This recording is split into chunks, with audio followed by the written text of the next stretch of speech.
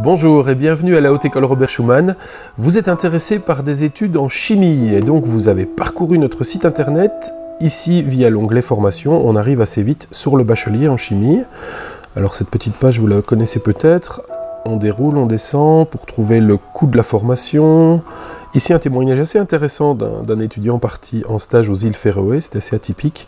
Les points forts de la formation. Et puis, comment vous inscrire ou contacter l'école. On va remonter un petit peu pour aller directement dans le programme des cours. Et je vais vous expliquer les chiffres qu'on trouve ici sur cette vue cycle du programme des cours.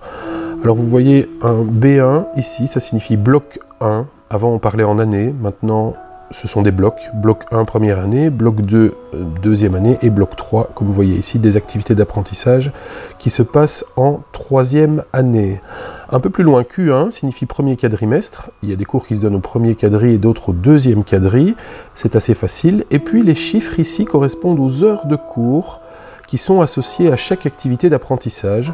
Alors on voit ici par exemple pour le cours de technique spéciale qu'il s'agit de 12 heures pratiques, tandis que pour le cours d'approche méthodologique des sciences, il s'agit de 12 heures théoriques. TH pour théorique et PR pour pratique. Et alors le CR qui se trouve ici tout à fait à droite, c'est le nombre de crédits que vous retrouvez dans chaque unité.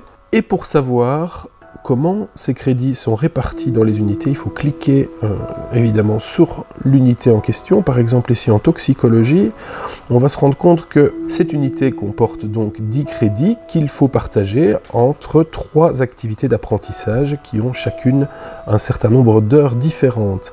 Alors les crédits ne correspondent pas toujours aux heures de cours, mais vous pouvez avoir une bonne idée du nombre de crédits alloués à chaque activité d'apprentissage en fonction du nombre d'heures. Alors si on descend un petit peu dans la fiche de présentation, on va voir le contenu précis des cours, ce qu'on attend de vous en tant qu'étudiant, la manière dont vous allez être évalué. Alors voilà, si vous avez d'autres questions, on vous attend le 6 juin prochain à l'occasion de notre journée porte ouverte virtuelle. Les informations se trouvent en première page de notre site internet. Vous pouvez aussi y accéder via l'onglet ici, Futurs étudiants, porte ouverte 2020. Ce jour-là, des professionnels, des étudiants et des professeurs seront là pour répondre à toutes vos questions. À bientôt!